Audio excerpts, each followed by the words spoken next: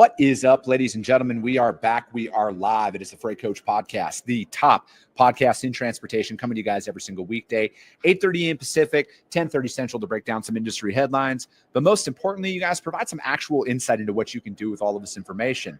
If this is your first time tuning in, welcome. This is the real side of freight, ladies and gentlemen. And I say that before every single show. And what I mean by that is I only speak with transportation professionals, because at the end of the day, I want to talk to the right individuals who have done what you're looking to do or who are currently doing what you're trying to achieve. So you can take that information, apply it, utilize it, and see a meaningful difference in your business and your life. Joe, welcome to the show. Thank you. That rhymed, and it gets me every time. But, you know, we're out here, TIA Capital Ideas Conference, and what from your perspective, you know, coming here as an attendee, right? Like, you guys do a lot of in-person events with the NMFTA. What are some of those things that you guys are seeing now about, like, how you guys can go back into a lot of your current initiatives and start, you know, maybe applying some of it? Yeah, I mean, I think that the theme that we've heard over and over, I think it's every session, is talking about two things: freight fraud and AI. Yeah. And they play together, right? And so part of this is us really looking at what our initiatives are, and do our initiatives align with what the problems are in the industry? Yeah. Are we solving those? And is there anything that we're missing? So for us, it's a lot of reinforcement that, okay, we are on the right path, but there's also been a couple of things that have come up. It's like, hey, that's a really good idea. We need to partner with this person, because, I mean, you've heard us say it over and over. You know, one person's or one organization's not going to solve this problem. Mm-hmm. It really is a team sport, and we need to go get together as a group to solve these problems. How do you think, you know, how do you think we got here as an industry? Because it's like, I've been hearing, you know, freight fraud, theft, AI for the last 36 months, Mm-hmm. right? Like, it's been a thing, but it's like, I think a lot of people we're being very reactive to it in a sense, Right. I think, as an industry, but it's like, how did we get to this point? You know, one of the things about this industry is it's built on trust and relationships, which is a great thing. I mean, it's one of the things that attracts you to the industry. But that trust has been broken. Mm-hmm. And I think there was so much trust, and a lot of people thought, hey, I'm a small shipper, I'm a small broker, I'm a small carrier, I'm really not a target. Yeah. So I think there was a level of comfort, and that caught us off guard, because they thought, oh, I'm just not a big target. So I think the trust factor that's always been there, and then, you know, a false sense of security. Yeah. I can see that, right? Because it's like, you do get so ingrained, and, you know, you might have had a shipment go south one time, and, you know, you didn't think anything of it, and then it happened again and again, and then you're more reacting to the situation as opposed to, like, proactively stopping and be like, all right, what are we doing that's allowing this to happen? You know, and I think, like, they're trying to, and then most people now, they wait for so long, they feel like they're drinking from a fire hose, where it's like they can't stop the bleeding at this point. So it's like, do you think that, you know, from your guys' perspective, is there a common trend that you think a lot of these criminals are following, and that's why they're able to do it and continue to do it? Yeah, I think the common trend that they're following is they follow the money. Yeah. And they look for what is the weakest link in the chain. And so the trend, you know, they're using the same old tactics, phishing. Yeah. Right. And they're using the same tactics as they've always, but they're going after maybe the weakest link within. Maybe it's a carrier, maybe it's a shipper, maybe it's the broker, but they are using the weakest link. And then the other thing that's happened is, you know, we're moving towards digitalization. Yeah. And that's just allowed them to be able to get in, and then AI allows them to move faster. Yeah. And so I think it's just been a perfect storm of sorts. Do you think, because, like, I see, like, it's almost like the criminal playbook out there, Joe, whether it's cyber, in-person, freight theft, it's always that path of least resistance. Like, it seems like they're obviously going to always look for the easiest way, the quickest access to money, because it's like, today, it's not certain commodities anymore. It's all commodities. And I look at it, you got to start almost thinking like a criminal as a transportation provider now. How easy would it be to liquidate this load if this load of X got stolen and compromised? Oh yeah. And you know, it's not, I always joke around, hey, Beverly Hills Cop, right? What got stolen is it was the truck full of cigarettes. Yeah. Why? Easy to distribute. Then you saw electronics get stolen. But now they're looking at, okay, what can I sell at the local flea market? What can I offload quickly? So we're seeing everything from almonds to crab meat to Kit Kat bars. Yeah. We're seeing the things that maybe don't have serial numbers. Yeah. And the bad actors are lazy. Yeah. And what I mean by that is they're going to find what is the easiest thing to do? How can I get the money the easiest? Yeah. And a truck full of almonds is worth a lot of money. Yeah. And you can offload it really quick. Mm-hmm. And so I think it's all about what can I do to make the money the quickest, get in, get out, and be gone. Yeah. And I think, it's like, again, they're not worried about a profit margin, right? They're looking at a load and it might be $250,000. They're not waiting for $250,000. They're looking for whatever multiplier makes sense. It's all profit for them, right? So whether it's 5, 10, 15, 50 grand, whatever it goes for, I truly think they're looking at it as how fast can we get rid of this? And I think most of this stuff, Joe, is already sold and gone before the stolen load even delivers to the fake warehouse that it's supposed to go to. Yeah, I agree. I mean, it is truly run as a business. And just like any other business, you don't buy something to resell until you have a seller. Yeah. And so I think, they know what they want. They go after it. And they've already got a person to go ahead and redistribute that. And, we heard things on at our last cyber conference where, somebody was stole a load from Amazon and it ended up back on Amazon resale. Yeah. And so you hear things like that. It's just amazing how quickly they are flipping these. Do you think that, and maybe this is something, if you can't talk about this with the Freight Fraud Prevention Hub, getting like the FBI and CIA and whomever involved, I don't know if the CIA has everything to do with this, but with the FBI, looking at and auditing those Amazon resellers to see, are those people who are selling stuff on there, are they a legitimate business? And then can they start tracking a lot of that stuff? Or has Amazon inadvertently created a visible black market now where you can just go to their app and you're knowingly buying stolen goods? I think it's a visible black market. Yeah. And I think that what needs to happen is hold these people accountable. Yeah. So there does need to be some sort of vetting. Yeah. But I think it's so broad that they don't know how to tackle it. But yeah, I think there does need to be some sort of vetting of, okay, how can this be sold for half the price that everybody else is selling it for? Yeah. You keep hearing if it's too good to be true, it probably is.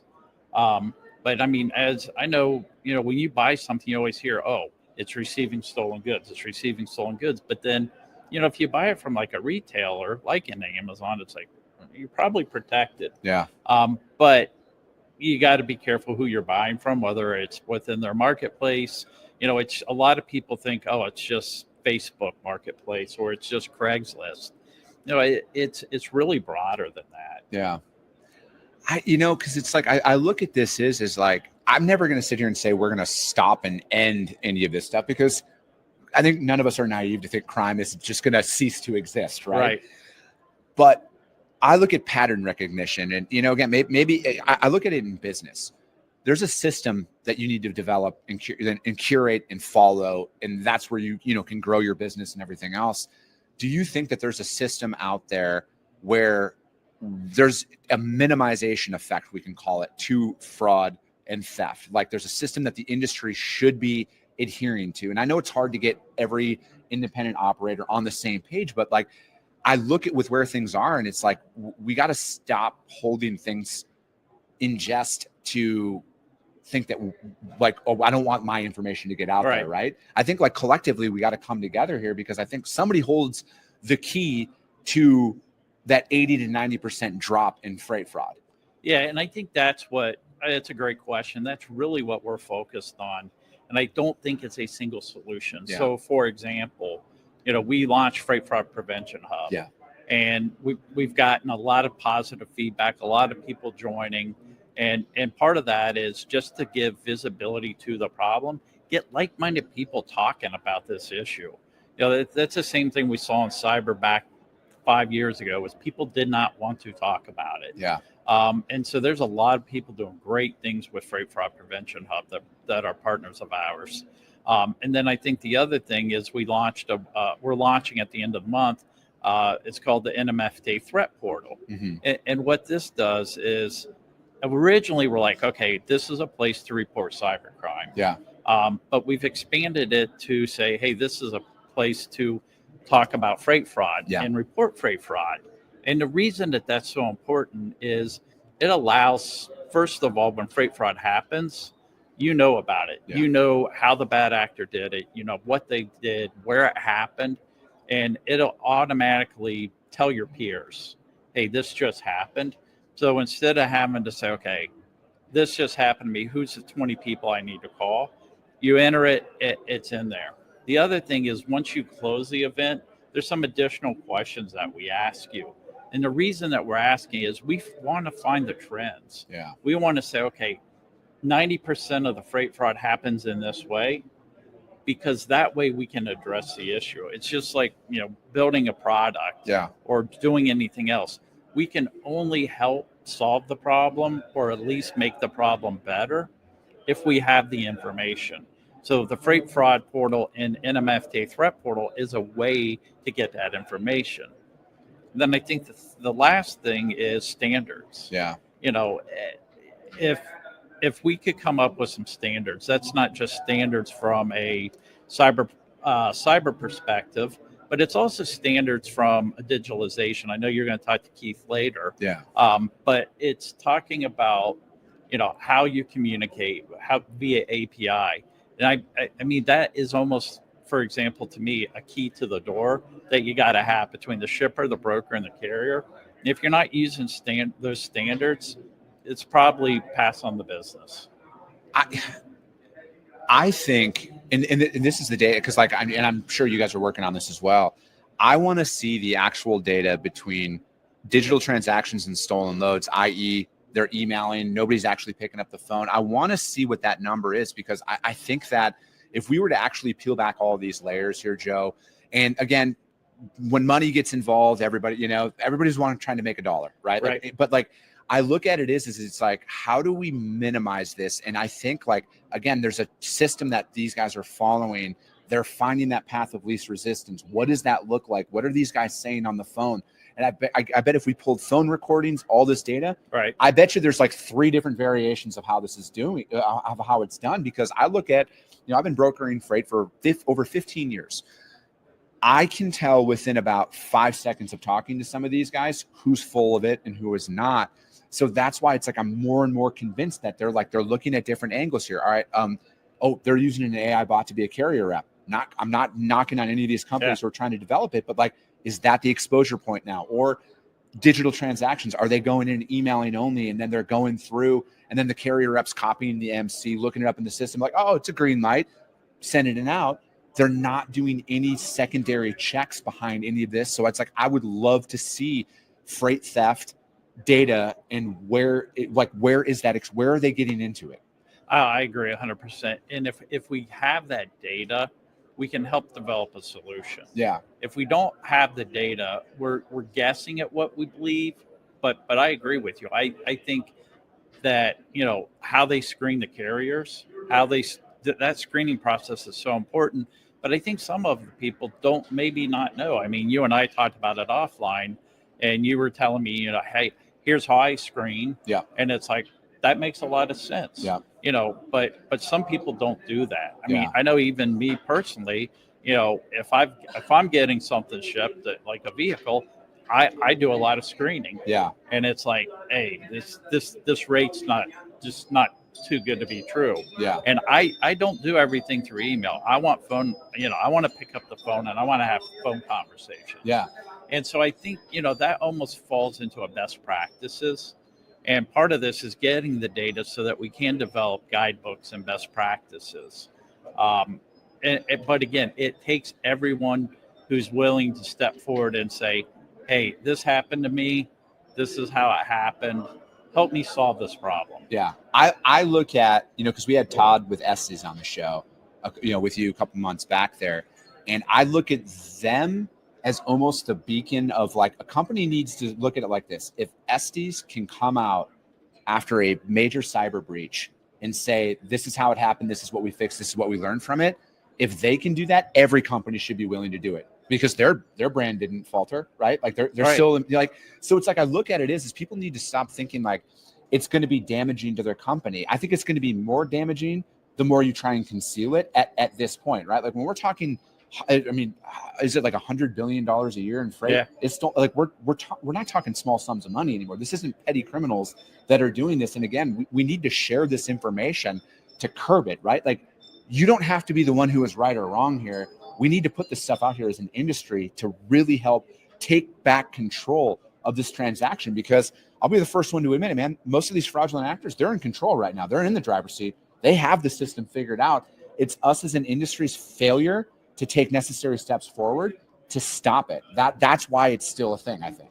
I agree. And, when you say it, and I know I'll be completely transparent. One of the challenges we have right now is the legal departments. Yeah. And I know they're doing their job, and it's not a bash on them, but we had a dozen CIOs, CTOs on a call, and we're talking about the freight fraud or NMFTA threat portal.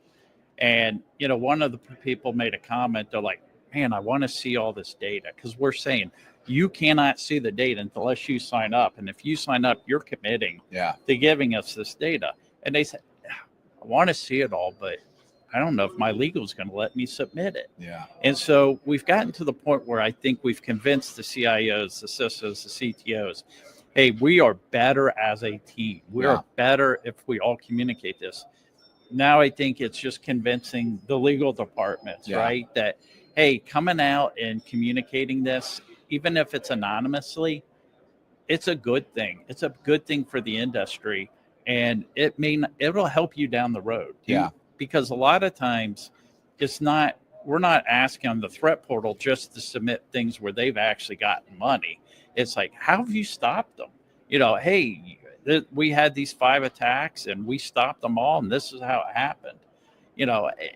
The thought of this growing so fast, and the thought of, hey, I'm going to keep this all inside, or the legal departments don't want me to share it, we'll keep it anonymous, but we really want the information so that we can find the trends. I think money talks, Joe, and I think that a lot more companies would be on board if they understood how much of a positive financial influence it would have on their company long term, the faster we curb this, right? Because it's like the more we allow a lot of this stuff to go on in the industry. And I understand the federal argument, like DOT, FMCSA, they've had more attention on this issue than I've ever seen in my life. And they're going to continue to look at this. But like at some point as an industry, we got to come forward with this is like, how many more businesses could we save if we put this out? How many, because 95% of the trucks on the road are 10 truck or less operations. How many of them are on the verge of bankruptcy because they're falling victim to double brokered loads, fraud? They're not going to get paid. How many legitimate brokers that are out there right now are one claim away from going out of business because we're not sharing these best practices as an industry? And I think like the faster we can curb a lot of this behavior and make it so blatantly obvious to the masses, like this is what they're doing out there, that's going to stop it, right? Like, or not, maybe not stop it. It's going to minimize it to where this is what is going to make, I think this is what's going to make freight more profitable out there, because I don't know. I just see like there's got to be a financial metric here that most businesses need to see, Joe, where they're like, all right, now we're bought in. If you can prove this, here's our information. Yeah. It's just like what cyber was 5 years ago, is how much does one cyber event cost you?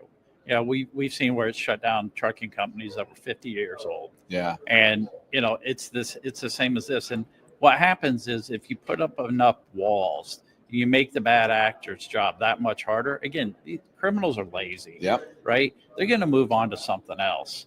And they're going to be like, yep, got it, done. Now we're out. Yeah. And again, I don't expect it to go away. But the other thing is, you're right. The FMCSA is being much more aggressive. We're hearing more and more of what's being done. But we'll also see the bad actors evolve. Yeah. And so we've got to make sure we stay one step ahead of that evolution. because we don't want to be in the same situation you asked about in the beginning where, okay, how do we get here? Yeah. 5 years ago, I don't want to have this conversation 5 years from now. It's like, Correct. God, we all thought we're so comfortable because FMCSA was making these changes. Again, they'll make a big difference. Yeah. And kudos to them for doing what they're doing.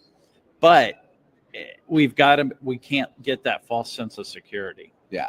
The solution is in the private sector. It's not going to come from, you've been in DC for a while.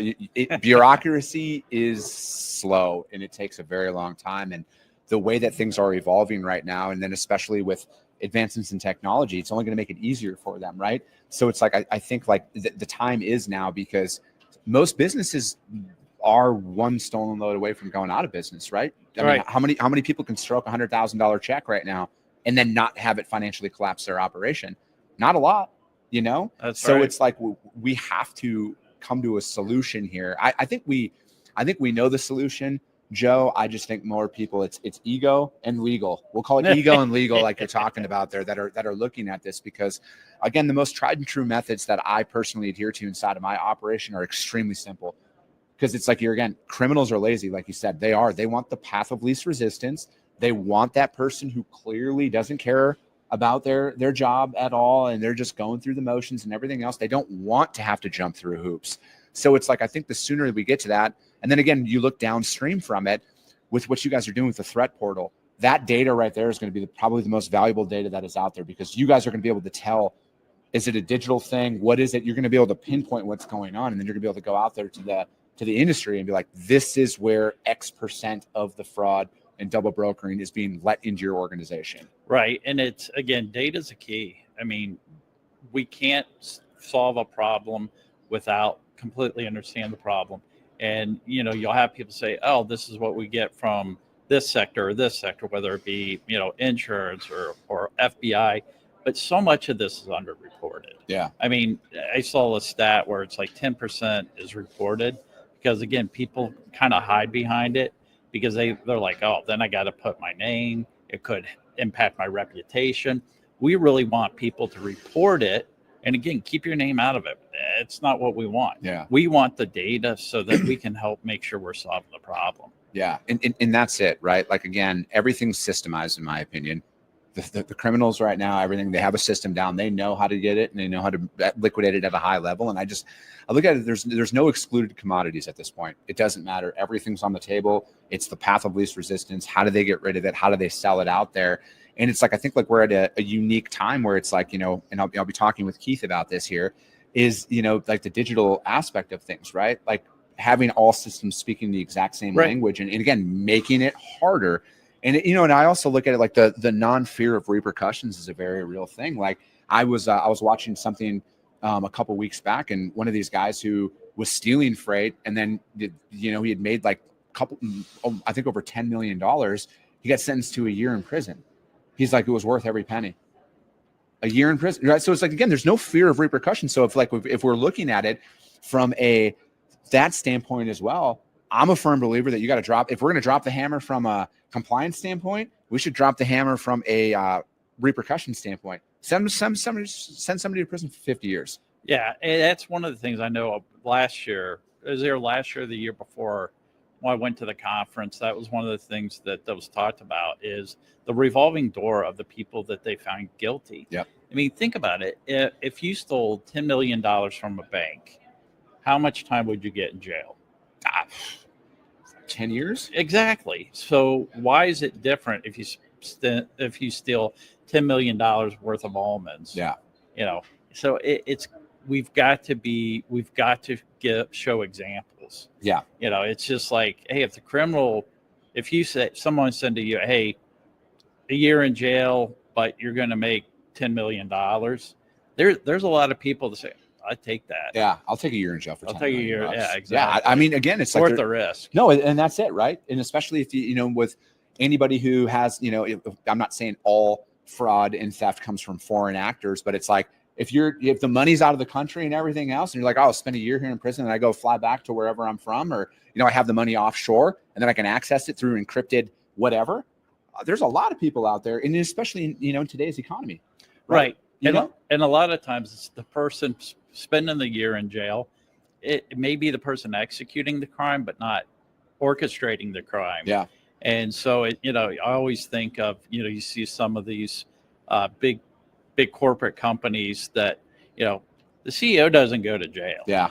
It's usually the guy that did the accounting. Yeah. That gets sold up the river. And that person, I'll spend a year in jail for $10 million, and then the CEO is going to take care of me afterwards. I mean, again, think of this as a corporation, as a business. Yes. And I think the other thing is getting the people that are actually orchestrating it. Yeah. And it's hard because, like you said, a lot of times these people aren't in the United States. Yeah. No, it is. And that's the thing is that's why we got to keep telling the story. And I mean, I truly think you guys are taking it on from a 3-pronged approach here, and really it's not a one size fits all. You guys have identified that where it's like, hey, there's multiple exposure points here, and the faster we can get to a collective understanding of that and get everybody on the same standards, the better off I think the entire industry is going to be. But Joe, I appreciate your time. Appreciate and it. It's funny, we've done so many of these. I feel like we could go for like another 2 hours. There's never a shortage of things to talk about. But I appreciate. How does anybody find out about the threat portal though? Where can they go for that? You can go to nmfta.org. And we'll be doing a press release here shortly, Okay.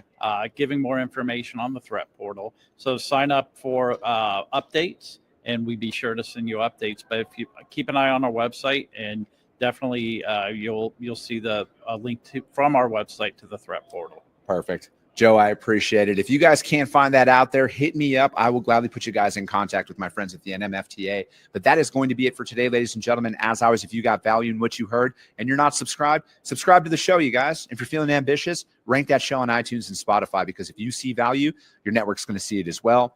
I appreciate you guys. I love you guys, and we'll be talking to you soon.